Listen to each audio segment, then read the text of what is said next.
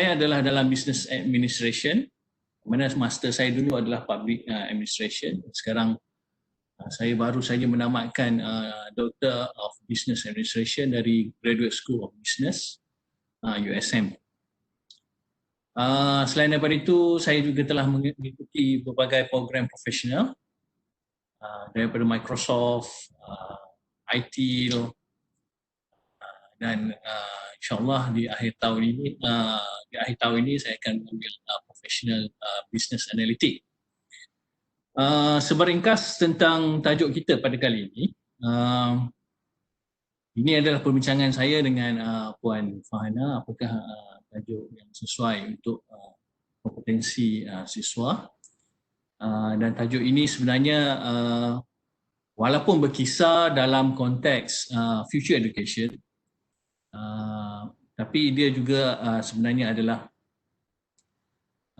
perkara semasa yang mana dahulunya AI, Artificial Intelligence ataupun kecerdasan buatan hanya dikenali dalam bidang sains komputer ataupun teknik maklumat.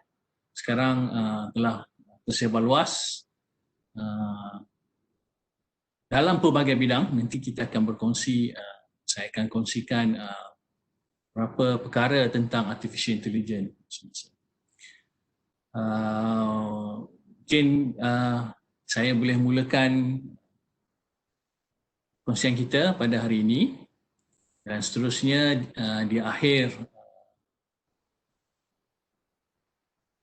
perkongsian saya ini boleh kemukakan soalan. Semasa sesi soalan tu mungkin ada dua kaedah, sama ada audio dan juga chat. Okay? So izinkan saya menerangkan skop kita pada hari ini, yang mana saya akan kongsikan definisi dulu, apakah dia AI, dan seterusnya apakah situasi semasa AI, terutamanya dalam pelbagai bidang, dan kita akan tumpu fokus penggunaan AI di dalam pendidikan, dan di akhirnya bagaimanakah AI arah tuju AI dalam education. So definisi education ini adalah konsep pendidikan sepanjang hayat, tidak merujuk kepada pendidikan tinggi, tetapi kalau dari konteks fokus nanti saya merujuk kepada bermula daripada pra-persekolahan sehinggalah higher education, pendidikan tinggi, dan seterusnya amalan sekarang inilah lifelong learning. Okay. So definisi saya ambil daripada beberapa artikel. Artificial Intelligence, okey, penggunaan bahasa, saya bila diberitahu guna bahasa Melayu, tapi bahan cuma dalam bahasa Inggeris, percakapan dalam bahasa Melayu. Okey, saya akan guna mix. Artificial Intelligence ataupun kecerdasan buatan adalah cabang ilmu komputer yang menekankan pengembangan mesin kecerdasan, artificial machine, berfikir dan bekerja seperti manusia. Contohnya pengecaman pertuturan, penyelesaian masalah, pembelajaran dan juga perancangan. Di masa kini, Artificial Intelligence adalah subjek yang sangat popular, yang banyak dibincangkan dalam kalangan teknologi dan juga perniagaan.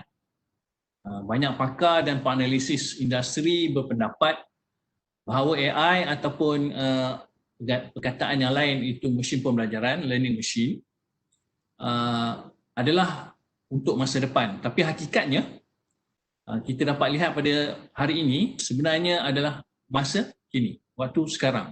Bukan lagi satu fantasi 10-20 tahun akan datang.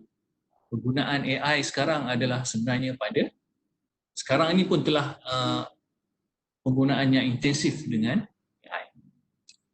Dengan kemajuan teknologi, kita sudah terhubung dengan AI dalam satu atau beberapa cara. seperti Siri, iaitu pengecaman suara dan pengguna iPhone, okay?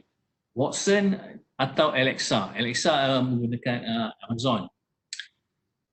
Ya, teknologi ini dalam fasa awal dan semakin banyak syarikat melabur dalam mesin pembelajaran, learning machine, dan juga menunjukkan pertumbuhan yang kuat ataupun very strong improvement and development, baik dalam bentuk produk ataupun aplikasi dalam masa sekarang dan yang terdekat. Kalau anda masih ingat CEO Google ada menunjukkan Google pun sudah ada ciri-ciri AI di dalam aplikasi-aplikasi mereka yang lain. Contoh yang terdekat adalah sama ada anda sedar ataupun tidak handphone anda, kalau anda livekan GPS, anda check in dalam Facebook, anda boleh tengok dalam Google Timeline start daripada anda mula sehinggalah pada hari semasa hari ini. Google boleh menganalisis berapakah jauh anda telah travel the globe dan juga boleh mencadangkan beberapa perniagaan ataupun iklan di dalam Google Timeline.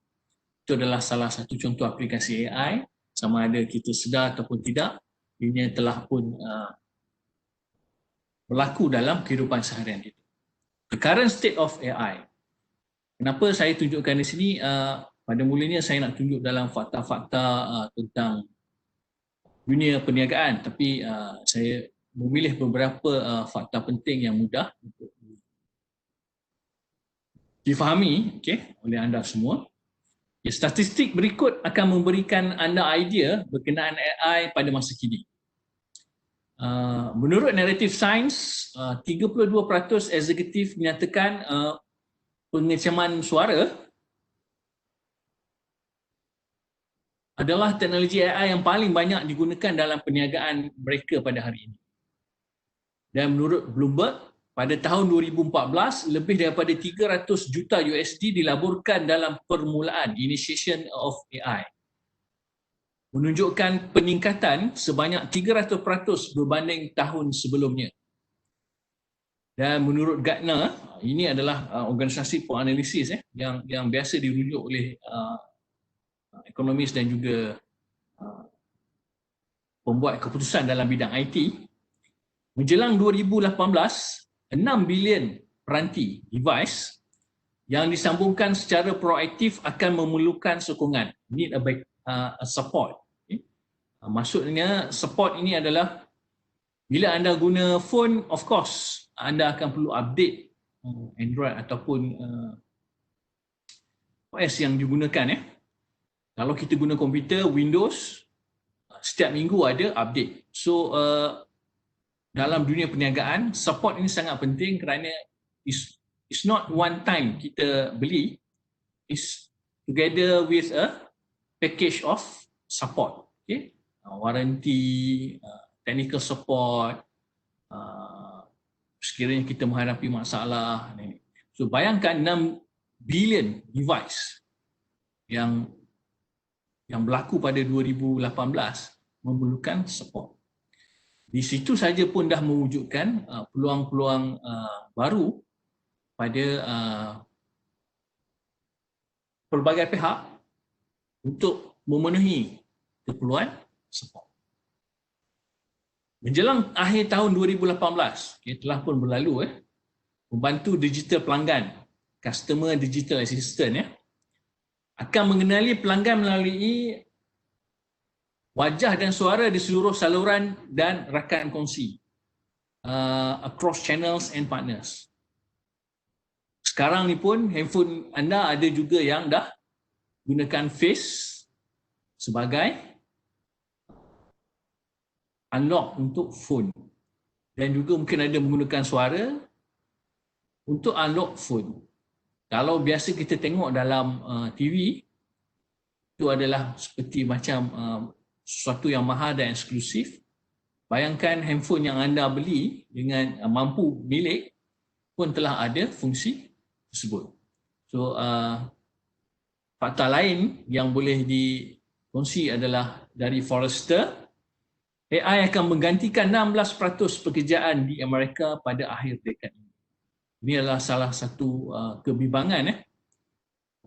Kalau AI, kebimbangan ini bukan pertama kali, even dengan pengenalan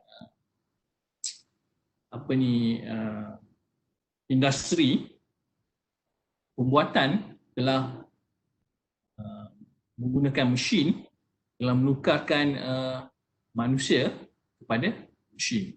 Dan dulu mesin, kemudian robot, dan sekarang ini adalah penggunaan AI. Maklumat lain daripada BJR, 15% pengguna pemilik telefon Apple menggunakan kemampuan pengecaman suara Siri. Siri bukan sahaja nama aplikasi, ia adalah nama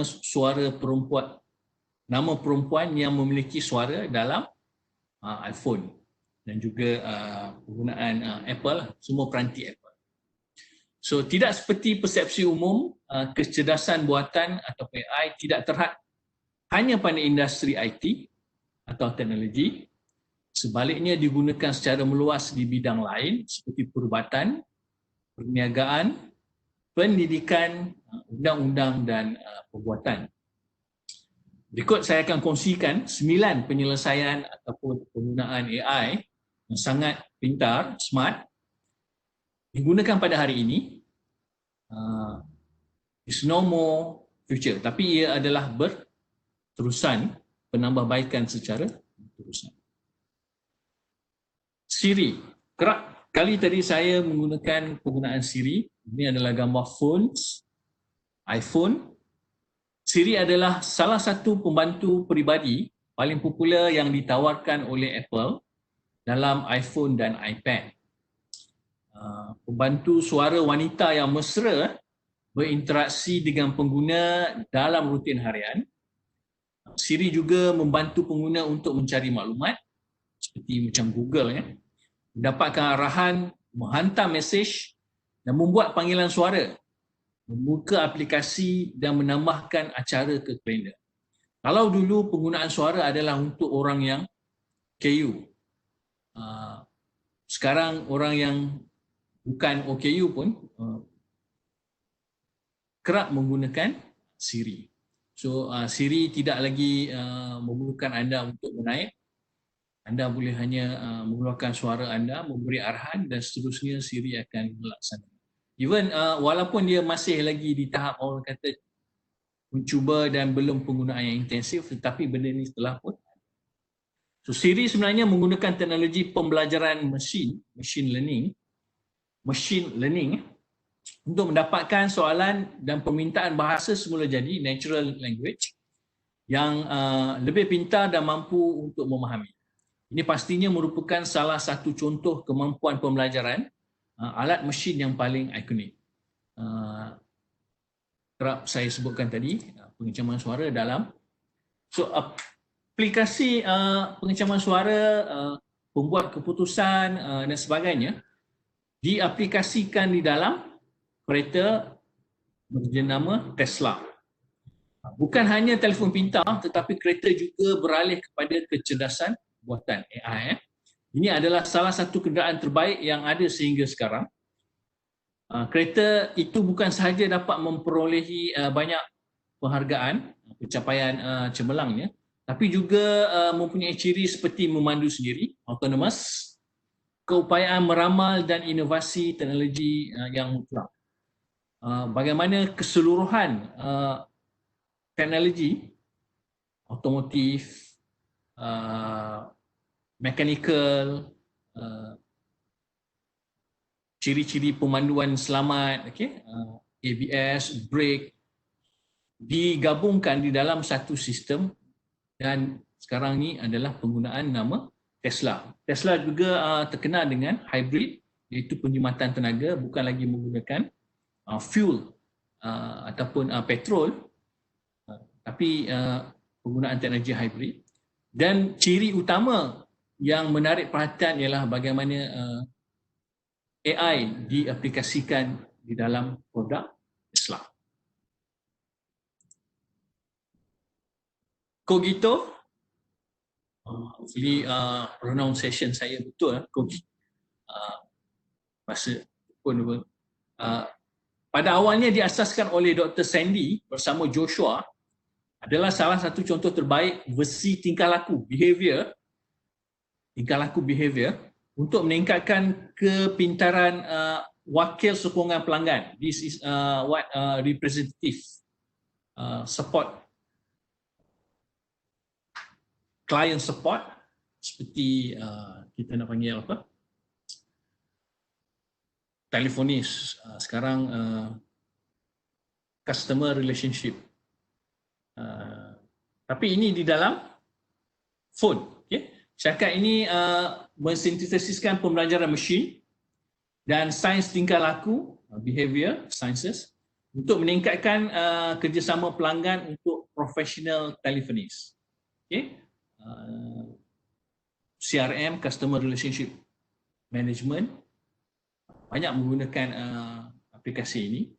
Dan kalau anda terlibat dengan cloud, Amazon Web Service, yang mana servis ini adalah serata dunia, dan penggunaan konsep ini juga digunakan sebagai menggantikan manusia dalam jawab panggilan dan menyelesaikan masalah pelanggan. So Kogito digunakan pada berjuta-juta panggilan suara yang berlaku pada setiap hari, dan penyelesaian AI menganalisis suara manusia dan memberikan panduan real time guide untuk meningkatkan tingkah laku behavior. Ini menganalisis dan seterusnya memberi penyelesaian bagi sebarang tanya. Yang keempat, saya pasti anda juga tahu apa itu Netflix. Ada berjuta video, tapi bagaimana AI digunakan kepada pelanggan. So Netflix, tak perlu lagi diperkenalkan, adalah satu perkhidmatan yang amat popular yang mana kandungan atas permintaan, on-demand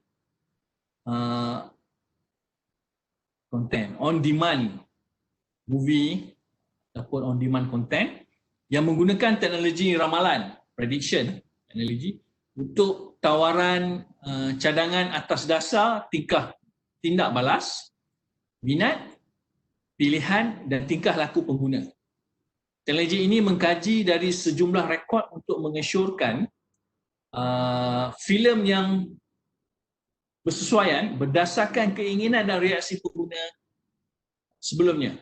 So kalau anda seorang yang kerap memaparkan dalam IG, Facebook, dan pada masa yang sama adalah pengguna Netflix, anda akan dapat lihat bagaimana tabiat kita ataupun kekerapan kita menonton Netflix.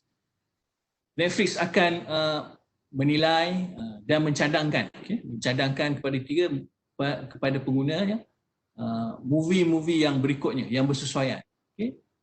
Ia berubah menjadi lebih cerdas dari tahun ke tahun. Satu-satunya kelemahan teknologi ini ialah filem tidak popular tidak disedari, sementara filem popular berkembang dan tersebar di platform Netflix.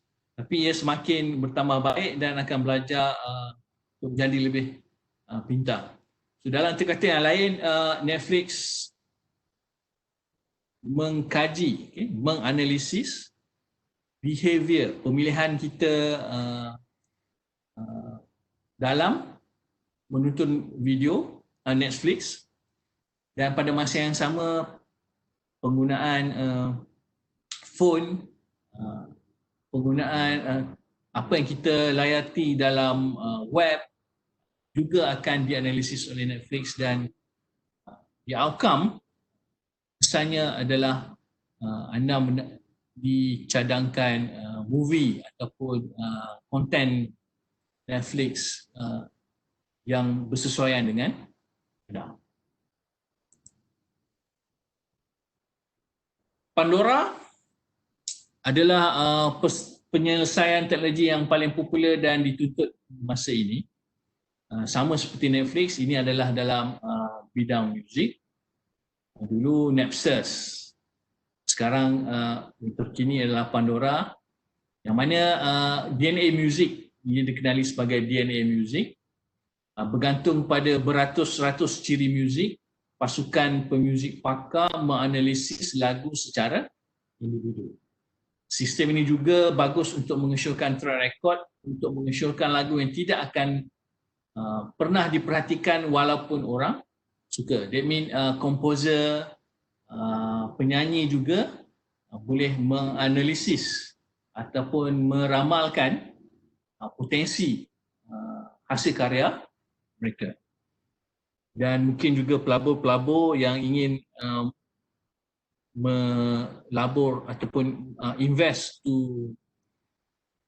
kepada artis tersebut juga menggunakan kemudahan ini untuk meramalkan marketing penyanyi tersebut.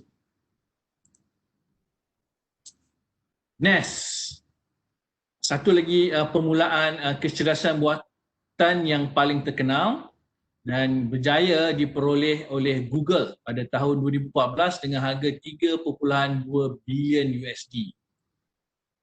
Yang mana termostat pembelajaran NES menggunakan algoritma tingkah laku, behavioral algorithm, untuk menjimatkan tenaga berdasarkan tingkah laku dan jadual anda sebagai pengguna. Ia menggunakan proses pembelajaran mesin yang sangat cerdas, mempelajari suhu yang anda suka dan memprogramkannya sendiri. Lebih-lebih lagi, ia akan dimatikan secara automatik untuk menjimatkan tenaga jika tiada orang di rumah. Sebenarnya ini adalah gabungan kedua-dua kecerdasan buatan dan juga tenaga rendah Bluetooth, kerana beberapa komponen penyelesaian ini akan menggunakan perkhidmatan dan penyelesaian dia. Nampak seperti macam apa ni, saya nak sebut sebagai IoT, Internet of Things.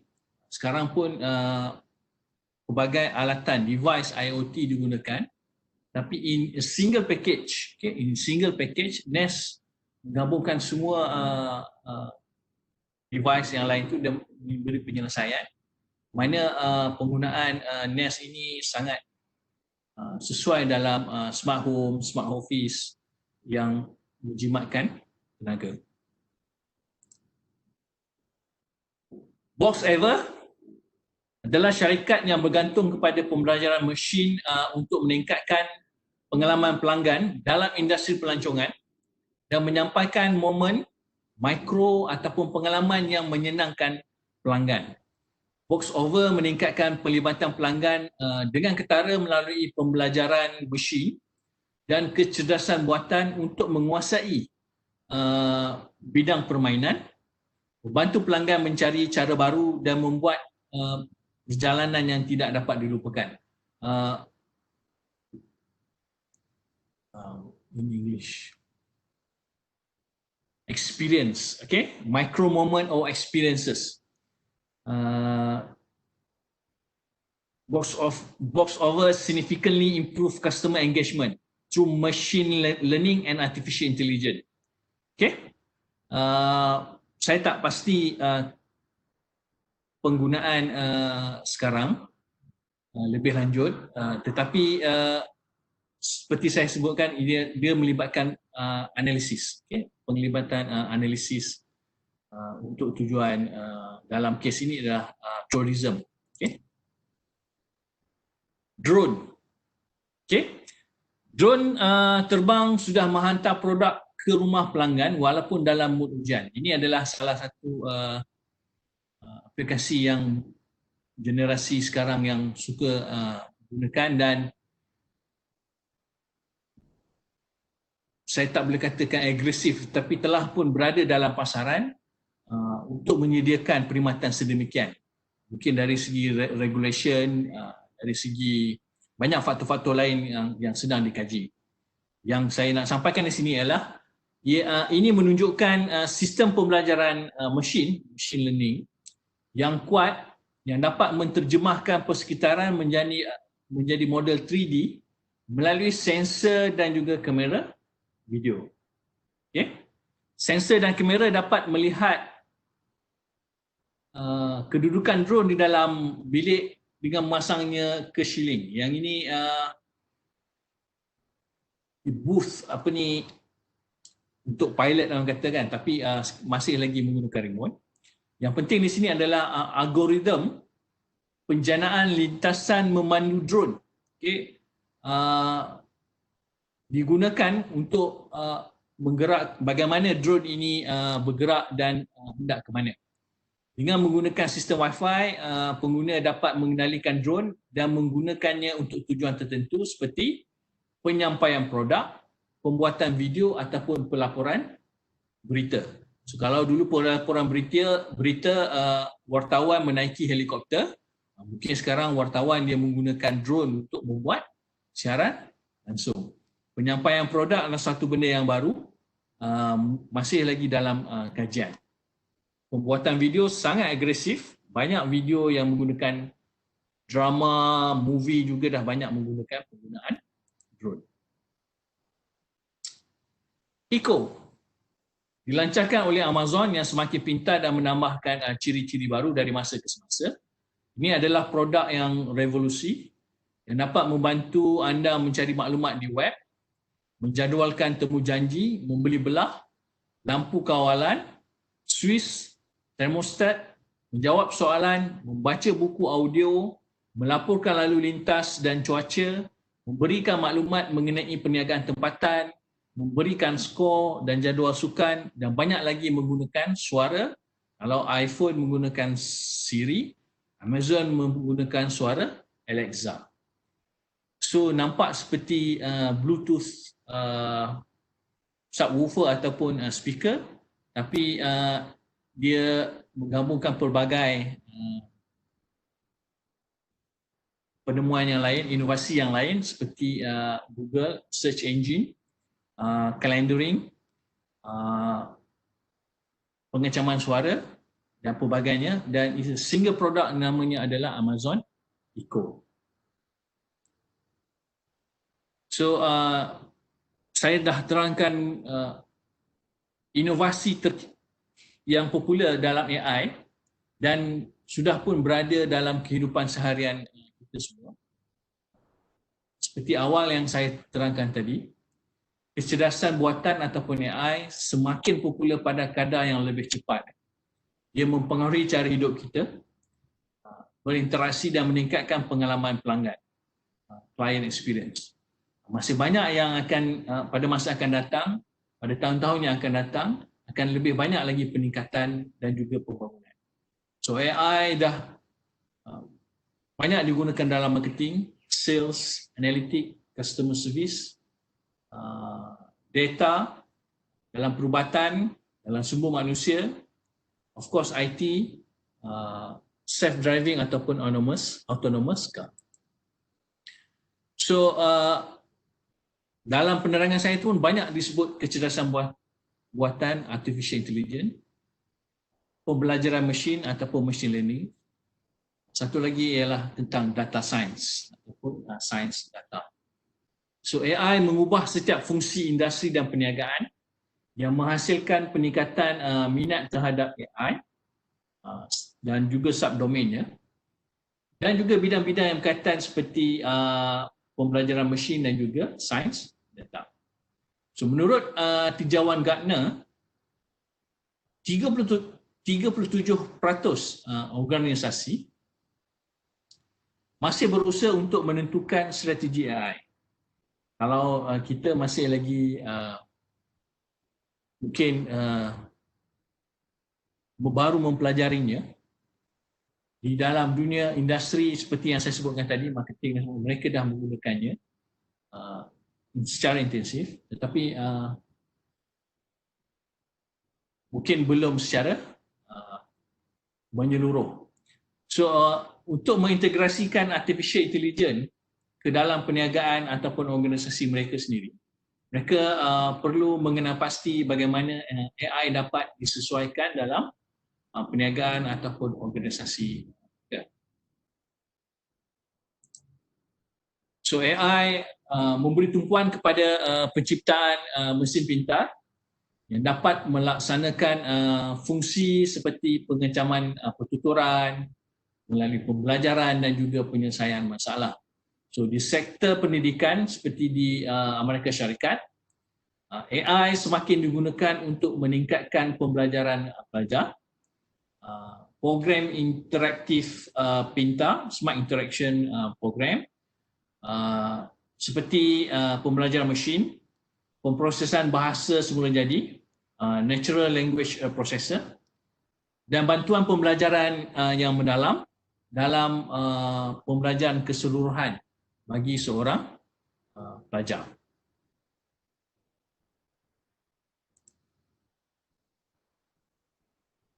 So, para penganalisis beramalkan pasaran kecerdasan buatan di sektor pendidikan di Amerika Syarikat berkembang pada CAGR 47.77% dalam tempoh 2018 hingga 2022. Kecerdasan buatan global dalam pasaran pemasaran menyumbang 5.2 bilion USD pada tahun 2017 dan dianggarkan berkembang pada CAGR 30.1% hingga 2025. Apakah dia CAGR? CAGR dalam bahasa Melayu adalah kadar pertumbuhan tahunan kompaun. Okay? Yang mana ini adalah kadar pulangan yang diperlukan untuk pelaburan berkembang dari baki awalnya hingga baki akhirnya. Dengan anggapan keuntungan dilaburkan semula pada akhir setiap tahun jangka hayat pelaburan. Ini adalah penunjuk yang digunakan oleh ekonomis, oleh penganalisis tentang pelaburan asas untuk pembangunan AI. Dan of course sebagai proses pelaburan bagi pelabur mereka menumpukan kepada keuntungan. So dalam kajian ini jelas menunjukkan bahawa AI sangat diperlukan dan memberi potensi jangka panjang kepada pelabur-pelabur dan juga pengguna. So tahap berikutnya saya kongsikan penemuan yang saya lakukan apakah AI di dalam pendidikan, mana saya menumpukan kepada 5 skop. Okay? Seperti saya terangkan tadi di peringkat awal, bila sebut AI, dia juga melibatkan machine learning ataupun pembelajaran mesin dan juga data science. So dalam pendidikan ada 5 area topik yang mana AI digunakan di dalam pendidikan seperti teacher and AI collaborations, differentiated and individual learning, universal access for all students, automated admin tasks, dan juga tutoring and support outside the classroom. In our case, of course, in other lecture hall or tutorial room. Teacher and AI collaboration. Dalam gambar ni saya tunjuk katakan budak sekolah, jangan kata budak sekolah, teacher and robot. Bagaimana AI digunakan untuk membantu guru pensyarah dalam menjalankan peranan mereka dan memudahkan proses pengajaran dan pembelajaran bagi pelajar. AI telah digunakan untuk pendidikan terutamanya dalam beberapa alat ataupun tools yang membantu mengembangkan kemahiran dan sistem ujian, test system. Okay. Oleh kerana penyelesaian pendidikan AI terus matang, going matured, harapannya ialah AI dapat membantu mengisi jurang keperluan, gap dalam pengajaran dan pembelajaran dan membolehkan sekolah dan guru melakukan lebih banyak daripada sebelumnya. AI dapat mendorong kecekapan pemberibadian, personalize, dan menyelaraskan tugas pentadbir ataupun ME untuk membolehkan guru pensyarah memberi masa dan kebebasan untuk memberikan pemahaman dan kemampuan untuk menyesuaikan diri, yang mana ini adalah bagaimana mesin itu lebih unik. Dengan memanfaatkan sifat yang terbaik bagi mesin dan juga guru pensyarah, vision ataupun visi untuk AI dalam pendidikan adalah di mana mereka bekerjasama untuk mendapatkan hasil yang terbaik untuk pelajar.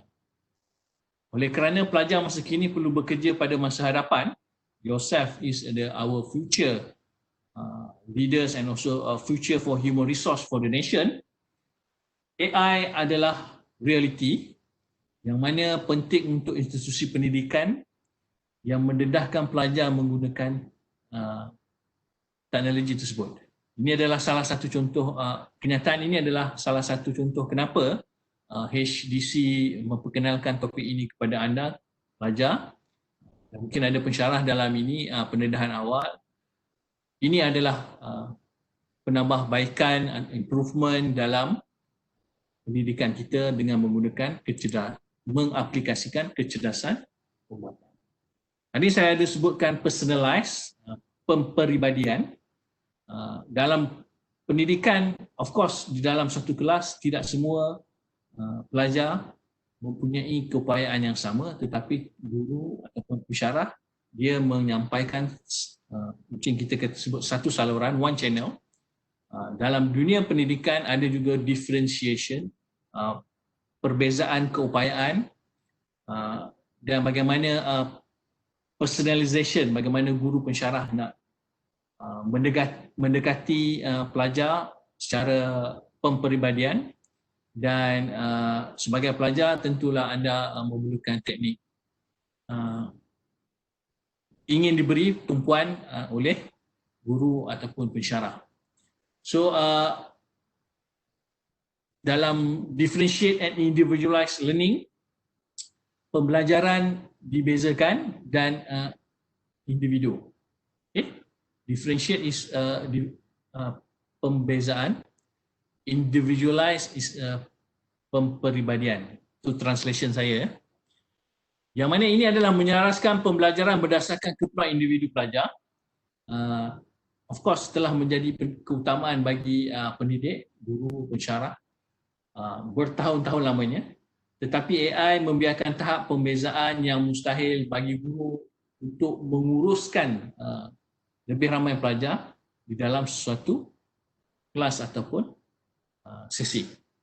Kita dapat beberapa solution seperti content technologies and Carnage Learning, yang mana kini membangunkan reka bentuk pengajaran pintar dan juga platform digital menggunakan AI untuk memberikan sesi pengajaran pembelajaran, ujian, peperiksaan dan juga maklum balas kepada pelajar bermula daripada peringkat prasekolah sehinggalah ke institusi pengajian tinggi.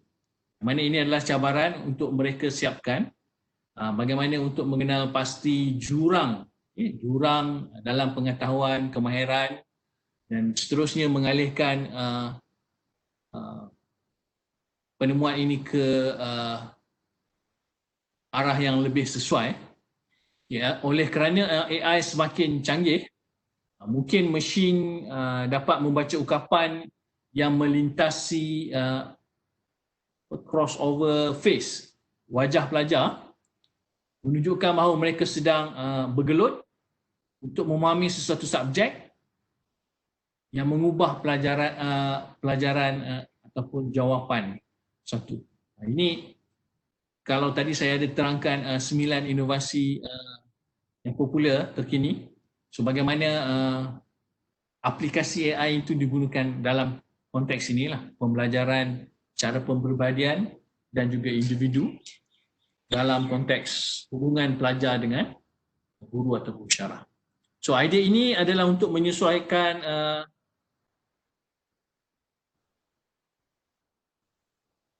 kurikulum untuk keperluan setiap pelajar yang tak dapat dilaksanakan pada hari ini, tapi dengan penggunaan AI, benda ini akan dapat menjadi lebih berkesan dalam konteks ini. Ada ini ke? Saya baca dalam chat. Saya harap saya boleh teruskan ya. Walaupun di tempat anda mengalami gangguan. Seterusnya adalah universal access for all students, akses sejagat untuk semua pelajar.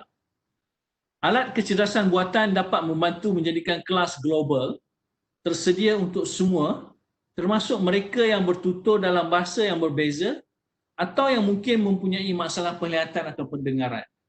Seperti yang saya terangkan tadi, dalam satu sesi, pelajar adalah berbeza. Ada yang OKU, dan OKU pun ada banyak pelbagai kategori. Orang yang bukan OKU pun ada, walaupun mereka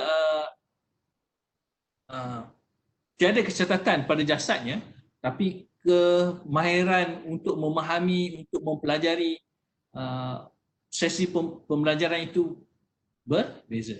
Jadi bagaimana AI membantu dalam konteks ini? Untuk OKU, Presentation Translator adalah plugin yang percuma di dalam PowerPoint yang membuat sari kata dalam masa nyata ataupun real time untuk apa yang disampaikan oleh guru.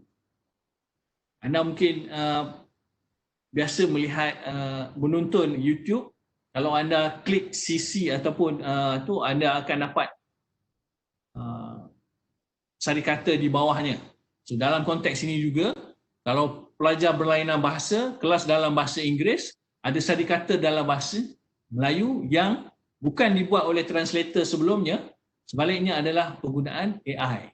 So apa sahaja bahasa kenyataan dikeluarkan oleh pensyarah, AI capture dan sama ada dalam bahasa yang dituturkan ataupun bahasa yang diterjemahkan. Itu adalah salah satu peranan AI digunakan dalam konteks ini. Ini juga akan membuka kemungkinan bagi pelajar yang mungkin tidak dapat bersekolah kerana sakit atau memerlukan pembelajaran pada tahap yang berbeza ataupun pada subjek tertentu yang tidak terdapat di sekolah mereka sendiri. Ini juga AI juga dapat membantu memecahkan silo antara sekolah dan antara tahap kelas tradisional. Seperti saya jelaskan tadi, kepelbagaian pelajar dan juga kepelbagaian situasi tidak menghalang proses sesuatu pembelajaran itu dengan mengaplikasikan AI.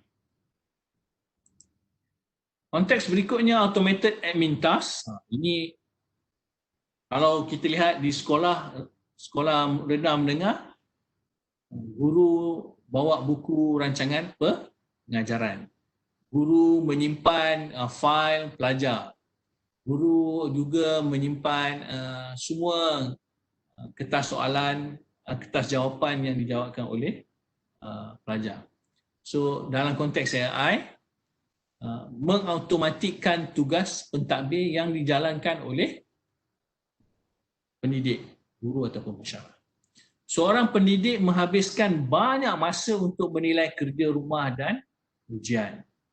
AI dapat melangkah masuk dan membuat kerja dengan lebih cepat dari tugas-tugas ini dan pada masa yang sama menawarkan cadangan bagaimana untuk menutupkan jurang pembelajaran. Walaupun mesin sudah dapat menilai ujian pelbagai pilihan, multiple choice, pelbagai pilihan multiple choice, mereka hampir dapat menilai untuk menjawab jawapan bertulis. AI melangkah untuk mengautomasikan tugas pentadbir yang mana memberi lebih banyak masa kepada guru menghabiskan kepada setiap pelajar. So, terdapat banyak potensi untuk membuat proses pendaftaran dan kemasukan yang lebih cekap. So kalau e-learning digunakan untuk penyampaian PDP, pengajaran dan pembelajaran, so dalam AI dalam e-learning juga boleh selain daripada multiple choice, menjawab dalam bentuk quiz ataupun soalan dalam multiple choice, jawapan dalam bentuk subjektif, penulisan juga boleh dinilai. Pensyarah mungkin menilai kena baca, tetapi AI mungkin digunakan untuk menilai jawapan bertulis berdasarkan kepada algoritma bentuk-bentuk jawapan dan juga markah weightage. So AI akan boleh memberi penilaian bagi soalan jawapan bertulis. Dalam konteks tutoring and support outside the classroom, iaitu bimbingan dan sokongan di luar kelas, terdapat banyak lagi aplikasi AI untuk pendidikan yang sedang dibangunkan, termasuk mentor AI untuk pelajar, pengembangan kandungan pintar lebih lanjut dan kaedah pengembangan peribadi baru untuk pendidik melalui persidangan global Maya. Pendidikan mungkin sedikit lambat menggunakan kecerdasan buatan, tapi perubahannya berlaku secara berperingkat demi peringkat. So program bimbingan dan belajar akan menjadi lebih maju dengan AI, dan tidak lama lagi program ini akan lebih tersedia dan dapat merespon pada pelbagai gaya pembelajaran. Kerap juga saya terangkan tadi apakah bagaimana AI di dalam kelas, dan sekarang bagaimana AI digunakan di dalam luar kelas. Mana mungkin di peringkat kita di universiti menggunakan kaedah tutor, dan di luar waktu kelas capaian-capaian bahan-bahan tambahan untuk kefahaman sesi kelas boleh dicapai melalui e-learning, dan proses itu menjadi kenyataan untuk pelajar. Maaf So saya dah terangkan apa yang berlaku AI dalam pendidikan semasa.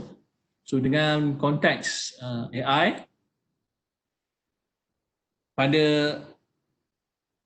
dunia yang lain, bidang yang lain, AI di masa hadapan bagi dunia pendidikan, mana selari dengan dasar ataupun visi misi HDC, Holistic Development Center, yang pelajar, peranan kita di universiti juga perlu membuat penyelidikan semasa bagi memperkasakan sistem pengajaran dan pembelajaran.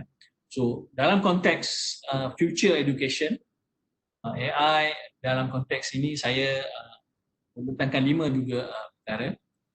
Hampir sama seperti sebelum ini, tetapi lebih baik lagi, iaitu smart educational content, di mana AI boleh meningkatkan smart educational content. Seterusnya bagaimana membantu teachers, pensyarah, lecturers, personalized learning, seterusnya creating teaching content, dan di akhirnya connecting student globally.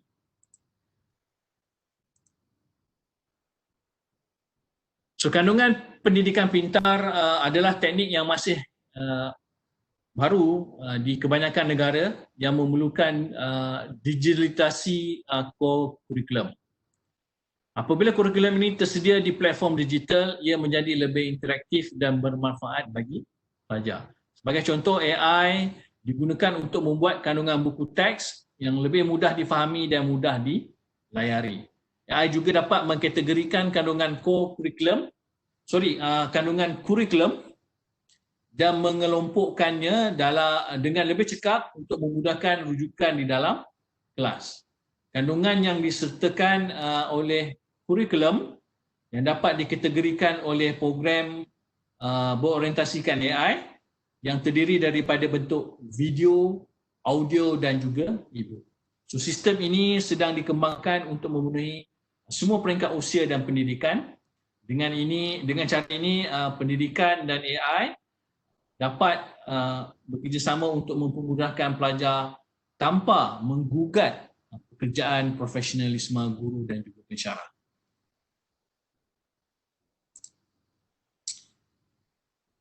Di masa akan datang, AI akan membantu pendidik, yang mana pendidik tidak hanya mengajar tapi mereka mempunyai banyak tugas pentadbiran yang lain yang boleh membuatkan prestasi mereka tergugat. So ini boleh mempengaruhi produktiviti pendidik dan juga boleh mempengaruhi prestasi kelas yang mereka ajar.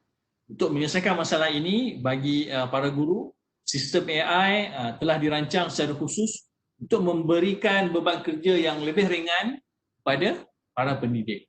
So, beberapa sistem membantu guru, pendidik menilai kertas mereka dan menyediakan rancangan pelajaran untuknya. So, sistem AI kini dapat menilai soalan pelbagai pilihan dan mungkin di masa akan datang pembelajaran machine learning akan membolehkan jawapan yang lebih kompleks dapat dinilai. So, pembangunan guru seterusnya akan menantikan untuk meringankan beban kerja pentadbiran mereka, yang mana seperti contoh proses-proses pendaftaran. So, agensi penulisan dalam talian yang memberi bantuan penugasan seperti yang telah diamalkan di Australia. Di Australia mereka menggunakan sistem AI untuk mengatur proses kerja pendidik dengan lebih baik. So, mereka mengasingkan pesanan kerja, memproses pesanan penulisan dan juga direct chatting yang mengaplikasikan AI adalah beberapa contoh teknik yang mereka telah gabungkan dalam proses membantu pendidik dalam menjalankan tugas pentadbir. Personalized learning, pembelajaran pemberibadian, personalized. Okay? Kemungkinan besar anda telah menggunakan cadangan yang diperibadikan di Netflix ataupun YouTube untuk mendapatkan kandungan yang anda suka dan sukai. Pelajar dapat memperolehi kemudahan yang sama pada waktu sekarang dan mendapat pengalaman pembelajaran yang personalized. Okay? Sistem AI dapat melihat area di manakah pelajar ketinggalan dan seterusnya berusaha untuk membuat proses pembelajaran yang lebih mudah bagi mereka. So, guru pensyarah juga dapat mengetahui dengan tepat di mana harus fokus dan bagaimana menyampaikan isi yang telah mereka sediakan. Terdapat juga sistem bimbingan AI yang membantu pelajar yang menderita mengalami kesukaran dalam beberapa subjek ataupun pelajaran dan mereka dapat dibantu oleh sistem AI ini. So, program terakhir mungkin memberi program di akhir pembelajaran pelajar boleh memberi maklum balas serta-merta dan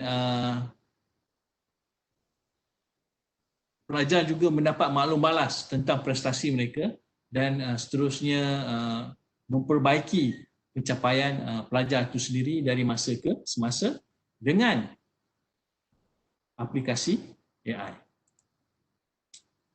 Dalam konteks creating teaching content ataupun membuat kandungan pembelajaran, pengajaran, pendidik mungkin harus menyediakan kandungan yang menarik untuk menjadikan sesi kelas ataupun syarahan mereka lebih menarik.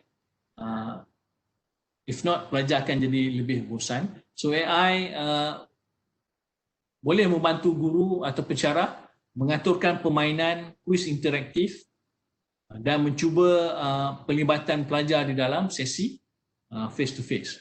Itu akan membantu pelajar dan menunjukkan prestasi yang baik dan cemerlang berbanding mereka yang tidak didedahkan dengan teknik ataupun cara pembelajaran berorientasikan.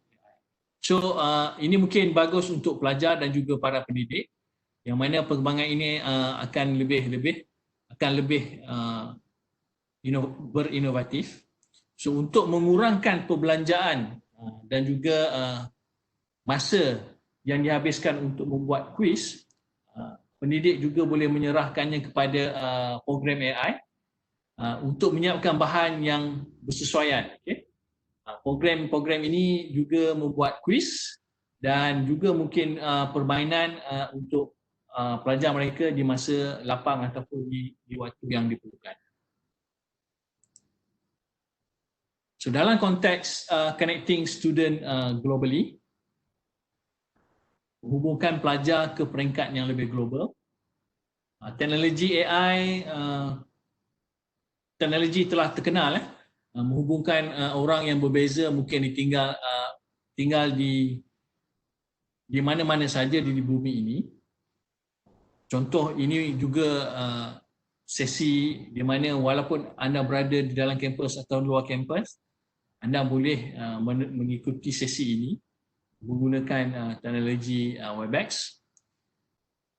Ini adalah komunikasi ataupun platform yang buat masa ini memenuhi kita di institusi pendidikan tinggi di universiti, yang mana anda boleh belajar bersama. So AI sangat berguna untuk menyusun data yang disediakan oleh pelajar yang berbeza untuk masuk ke platform tersebut. Contohnya kelas mungkin perlu disusun mengikut kurikulum dan diarahkan ke portal yang berkaitan. So AI memenuhi tujuan itu dan dapat mengawal akses ke platform yang digunakan oleh pelajar di seluruh dunia. Penggunaan AI pada kapasiti ini masih dalam pembinaan dan perlu diperbaiki untuk prestasi yang optimal. Akhirnya, diharap saya dapat menyampaikan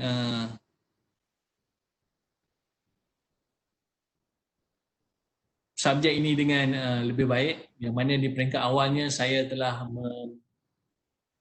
memberi skop bahawa namanya adalah definisi AI dan seterusnya apakah kedudukan semasa, current state of AI, bagaimana AI digunakan di dalam pendidikan di masa sekarang. Dan sebentar tadi saya dah kongsikan 5 perkara bagaimana AI di masa akan datang. Mungkin diharapkan memberi kesan kepada anda. Bagaimana AI dan pendidikan perlulah berjalan seiring dan kolaborasinya terbukti berkesan antara hubungan pelajar dan juga pendidik. Di akhir ini diharapkan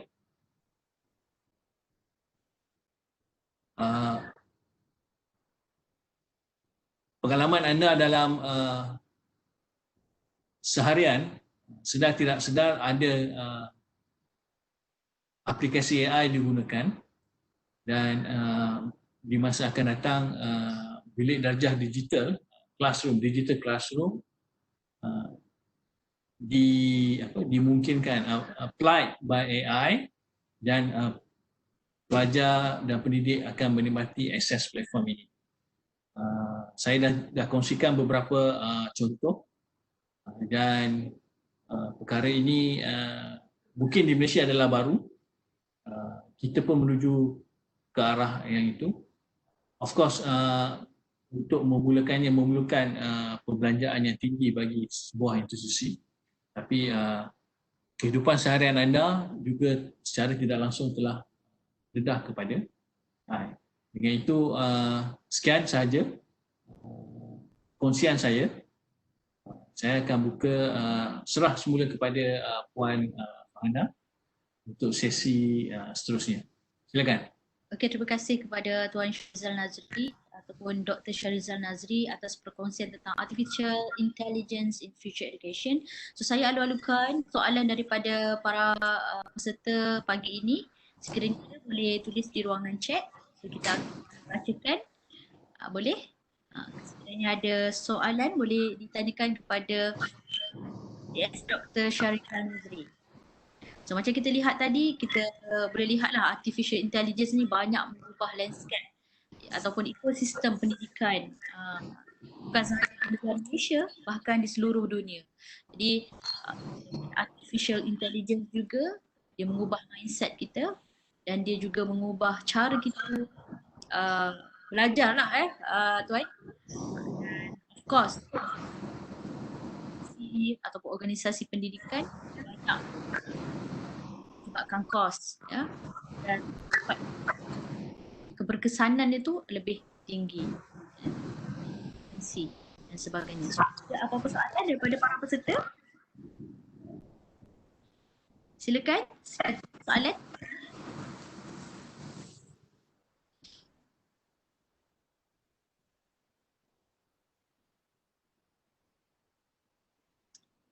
Boleh type di ruangan chat.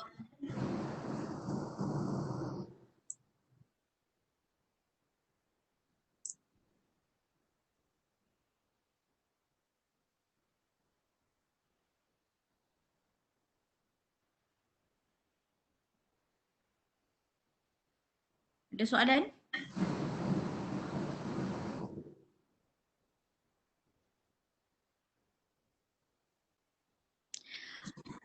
Mungkin soalan saya. Kalau ada satu soalan.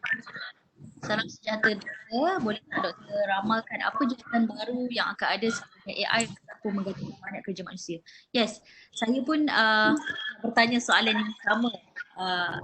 Kalau kita lihat sekarang kita lihat banyak kerja-kerja manusia ini ya, yang telah digantikan dengan mesin ataupun digantikan dengan AI, artificial intelligence. Pada masa akan datang,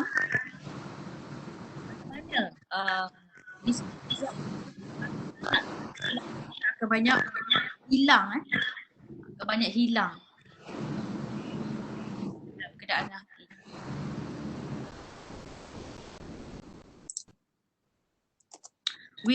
Will artificial intelligence take away jobs in future? Macam itulah kot soalan daripada Chan Xiang Lai.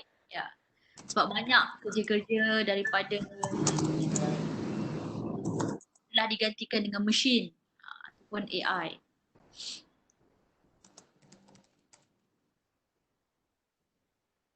Oh, tak dengar jelas. Baik. Okey. Soalannya adalah, boleh tak doktor ramalkan apakah jawatan-jawatan baru yang mungkin akan wujud selepas AI ada yang akan menggantikan banyak kerja-kerja manusia? Boleh dengar ke tuan? Okey, terima kasih Puan Farhana. Soalan pertama tadi berkisar tentang apakah peluang pekerjaan. Ulang semula. Betul, satunya adalah peluang pekerjaan baru. AI ini dilaksanakan dan of course AI ini juga telah banyak menggantikan kerja manusia lah, maksudnya works lah kebanyakannya. Jadi apakah ramalan jawatan-jawatan baru yang akan muncul pada masa akan datang ataupun jobs baru pada masa akan datang? Okey, saya jawab dulu soalan pertama tadi. Soalan kedua yang Cik Muhammad bagaimana Persatuan Pelajar. Yang pertama tentang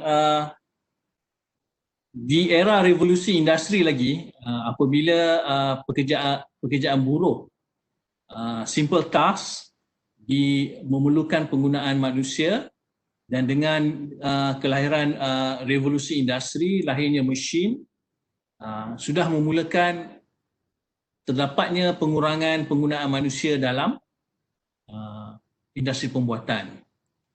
Di dalam revolusi kedua, ketiga dan kita dalam IR4 telah memperlihatkan pengurangan penggunaan manusia untuk simple task kepada mesin dan juga komputer ataupun teknologi. So benda ni dah berlaku sekian lama. So, walaupun berlaku pengurangan penggunaan buruh dari manusia dan digantikan dengan mesin ataupun teknologi, sebenarnya ia telah mewujudkan peluang-peluang pekerjaan yang baru, yang mana dia bukan lagi dalam konteks simple task.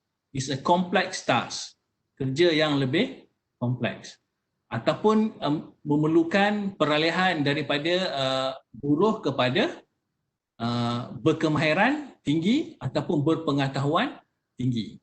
So, dalam konteks yang mana kita sering disebut tentang IR4, dalam universiti pun kita dah menggabungkan foundation pengajian sekarang merujuk kepada keperluan semasa dan akan datang. Realitinya ada peluang baru untuk pelajar. So apakah jenis-jenis pekerjaan baru? So saya bila keluar tu first yang terlintas daripada saya ada artikel baik daripada kerajaan Malaysia, contohnya daripada sektor agensi pelaburan baru, Penang pun ada, di Malaysia pun ada, MITI tak silap saya. Dan artikel yang selalu kalau dapat lihat oleh Prof Karim yang untuk pensyarah dan juga pelajar dalam e-learning, skill set yang baru yang perlu pada pelajar kita, skill set yang perlu ada pada pensyarah, para pendidik, skill set yang perlu ada pada pentadbir-pentadbir, data analitik. Of course, data analitik is bukan untuk orang IT semata-mata, is semua peringkat. Dan of course, data analitik menggunakan teknologi. Dulunya semua teknologi perlu dibayar, tetapi sekarang pun kalau anda dapat lihat, Facebook percuma, anda boleh guna, dan di mana Facebook boleh survive sebagai Facebook.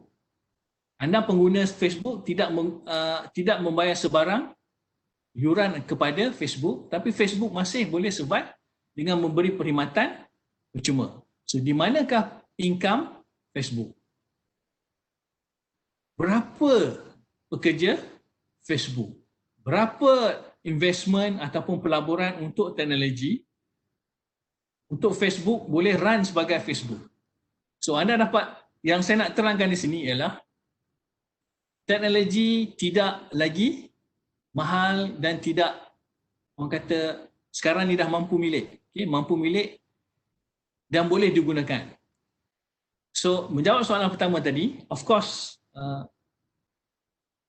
penggunaan manusia akan kurang dalam konteks kerja yang dahulunya dibuat oleh manusia diambil alih oleh mesin ataupun teknologi.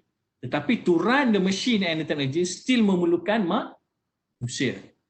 So di situlah peluang pekerjaan yang baru, yang mana of course dahulu dalam IR3, Industrial Revolution 3 adalah high skill and workers.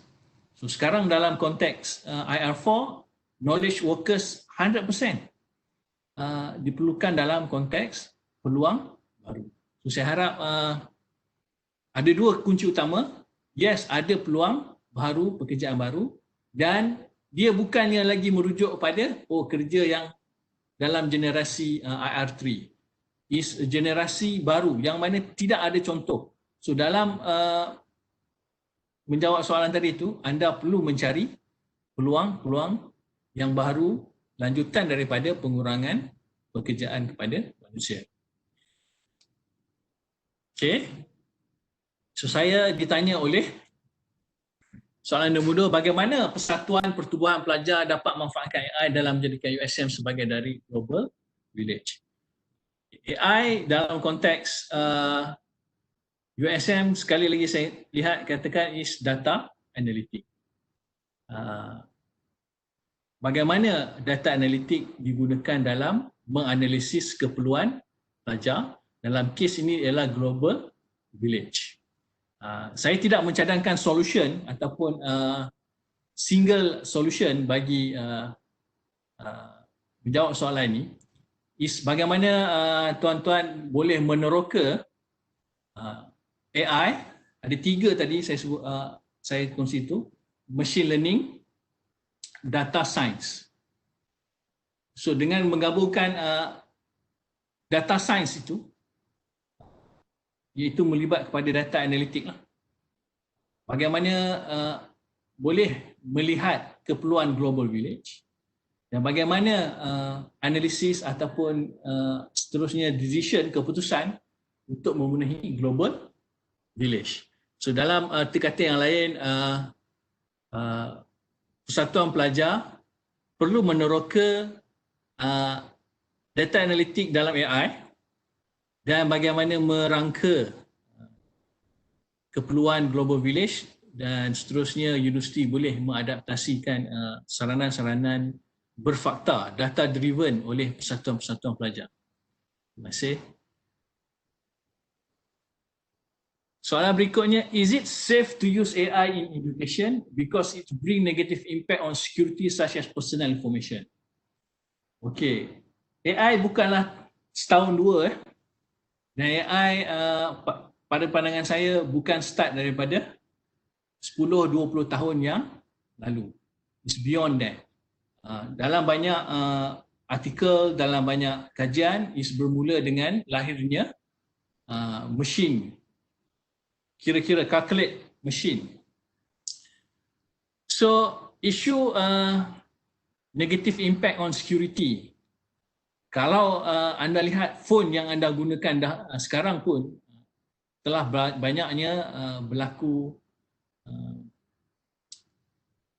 kita bukan kata breach. Anda sendiri telah mengizinkan pihak-pihak yang berkenaan memanipulasikan maklumat diri anda. Dalam AI education, sudah tentu universiti bertanggungjawab, perlu bertanggungjawab untuk menjaga security dan juga personal information bagi setiap pelajarnya. Untuk menjawab negative impact, of course, regulation amat diperlukan untuk memelihara kepentingan individu negara. So, ini pun dah berlaku dalam konteks kita seharian, yang mana pengenalan data peribadi atau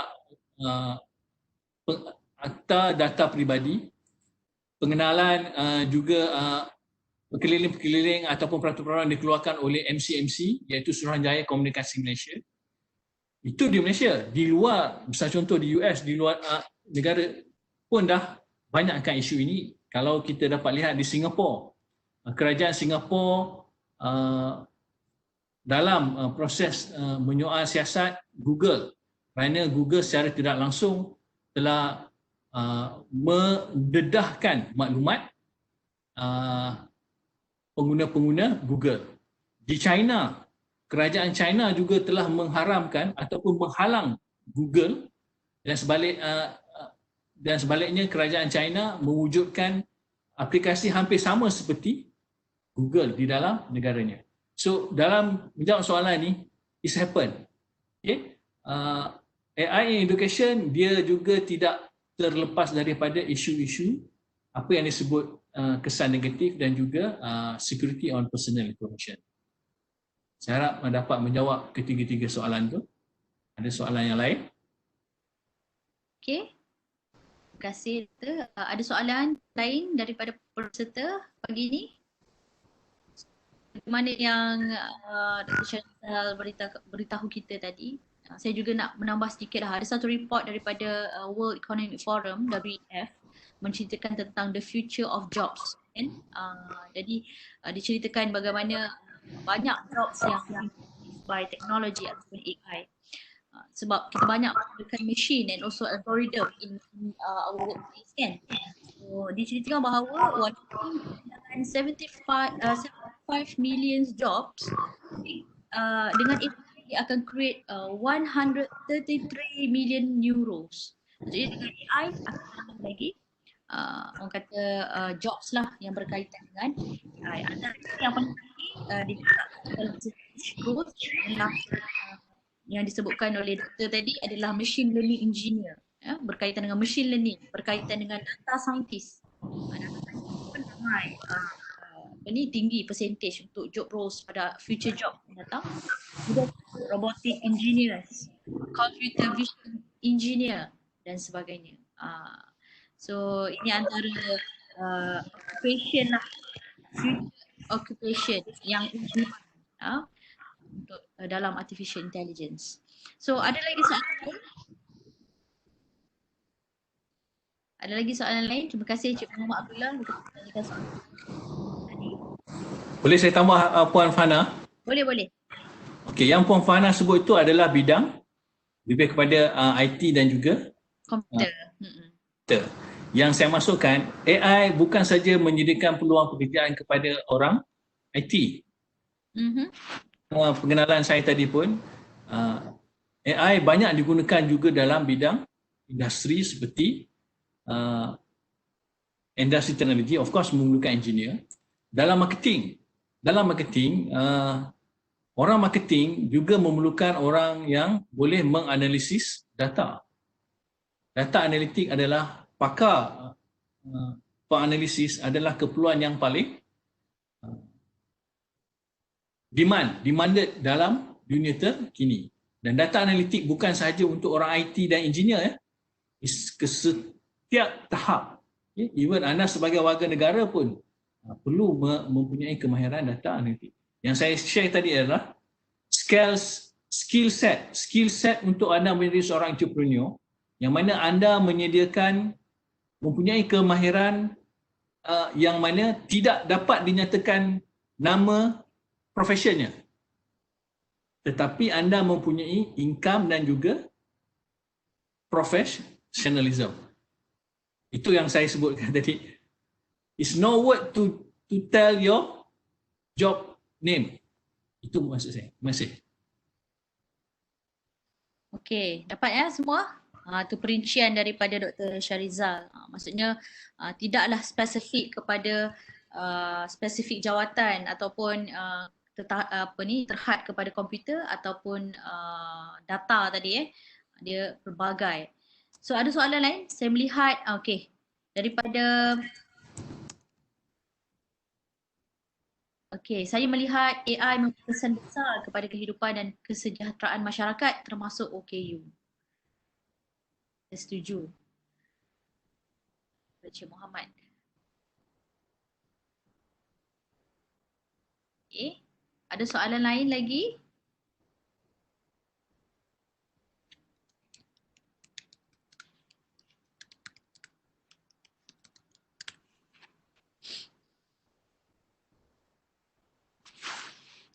Okey, ada soalan tuan daripada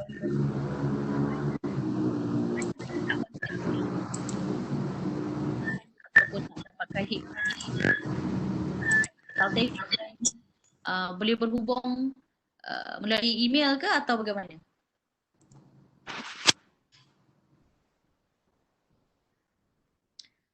Tuan, boleh pelajar berhubung melalui email ke? Okay, sekiranya pelajar ingin berhubung dengan saya, alamat email saya syahrizal@usm.my. Okey, so mungkin saya boleh typekan di sini. usm.my. Okey. So sekiranya ada soalan ataupun ingin ada soalannya boleh kontak dengan Dr. Nazri di usm.my. Okey. Recording. InsyaAllah anda boleh dapatkan recording di YouTube HTC. Anda boleh dapatkan juga info kalilah anda boleh dapatkan banyak sangat info di Facebook page HTC Hebat Development Center. InsyaAllah sudah daripada program hari ini ada banyak lagi program lain yang muncul. Selepas ini ada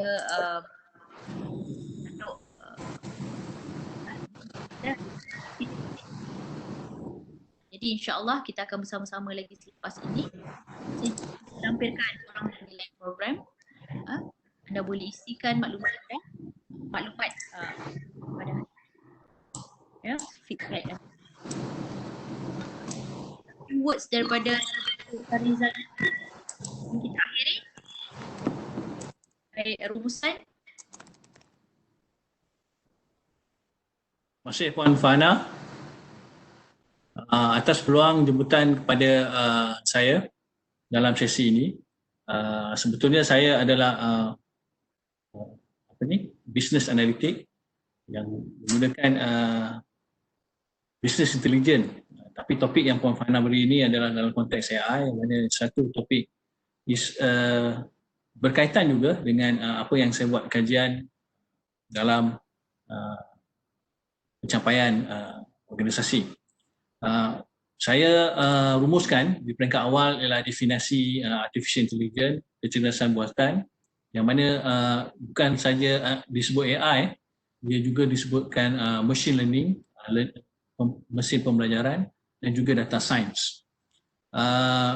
Dalam AI banyak digunakan dalam pelbagai bidang, senomor lagi berkaitan dengan industri teknologi, tapi semua sektor yang mana dalam konteks kita pada hari ini saya banyak tekankan kepada sektor pendidikan. AI juga telah diamalkan di pelbagai negara sama ada sedar atau tidak, yang mana mereka yang mampu melabur atau institusi yang melabur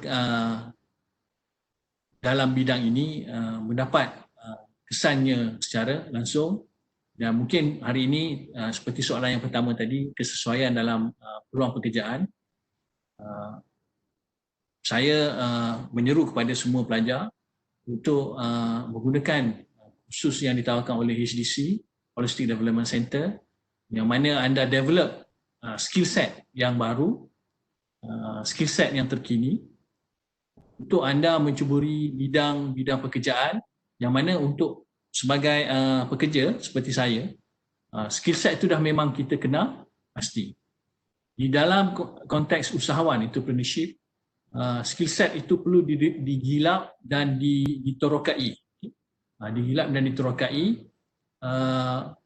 Memang sekarang hari ini kata, bolehkah saya dengan sesi ini seterusnya meneroka bidang yang baru? Yes, of course. Kita nak katakan uncertainty, misal contoh dalam COVID, untuk kami yang bekerja organisasi, business continuity, satu kejutan yang baru pada kami, terpaksa berubah. Kalau dulu penggunaan seperti yang ini telah digunakan biasa pun, tetapi disebabkan COVID, digunakan secara intensif. So, secara langsung, peluang telah ada, tetapi anda mungkin belum kesan, anda belum guna.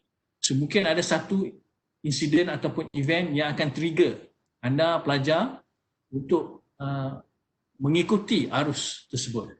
So, dalam konteks future yang saya sampaikan di sini, future itu bukannya 10 tahun, 20 tahun akan datang. The future is 2 to 3 years, 2 hingga 3 tahun akan datang, benda itu akan terjadi. Kalau dahulu TV dia mengambil masa 10 tahun untuk sampai kepada seluruh penduduk dunia,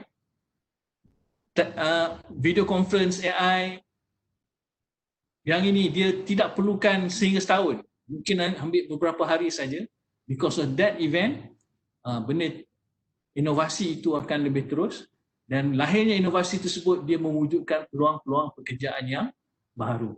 Itulah yang kesimpulan yang saya nak sampaikan untuk anda kepada semua pelajar, pendengar-pendengar semua.